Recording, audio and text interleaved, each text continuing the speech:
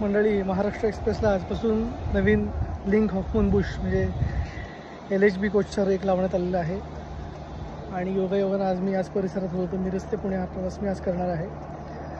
मला साशंकता होती की खरंच ICF कोच बदलून LHB लावलेत का.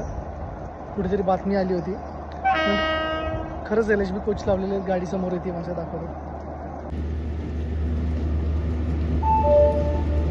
कृपया लक्ष द्या. 1103 9 कोल्हापूर गोंदिया महाराष्ट्र थोड्या वेळात प्लॅटफॉर्म क्रमांक 1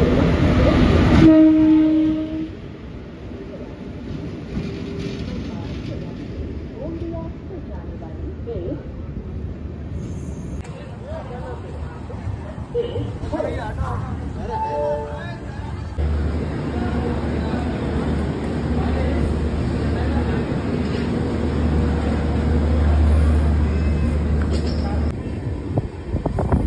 मंडळी, महाराष्ट्र एक्सप्रेसच्या या नवीन रेकबरोबर आज गाडीचा इनॉग्रेशन रन आहे. योगायोगानं माझा कोच नंबर आहे A1 आणि फर्स्ट नंबर आहे 1.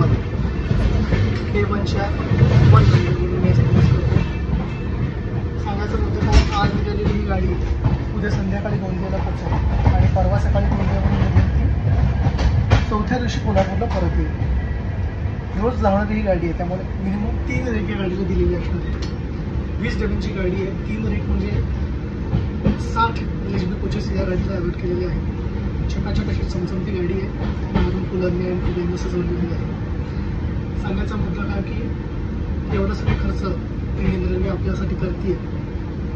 नो डाऊट हा सगळा खर्च टॅक्स पेन्सच्या आणि विविध टॅक्सच्या रूपाने मिळणाऱ्या पैशावरच केलेलं जातं. आपण दैनंदिन व्यवहारात जे काही खर्च करतो त्याच्यात जो टॅक्स पडतो त्यातून हा सगळा खर्च केला जातो. एका अर्थाने या सगळ्या आपल्याच गाड्या आहेत. आपण घरच्या गाडीची जशी काळजी घेतो, गाडीत कचरा होणार नाही, कोणी थुंकणार नाही, ही सगळी काळजी जशी आपण घेतो तशीच काळजी आपण या डब्यांची सुद्धा घेतली पाहिजे. आज या गाडीच्या इनॉग्रेशन रनच्या पहिल्या दिवशी मला नक्की असं वाटतं की किती दिवस या डब्या असे राहतील. ही जबाबदारी रेल्वेची फक्त नाही आहे, ही भारतीय नागरिक म्हणून आपलीसुद्धा जबाबदारी आहे.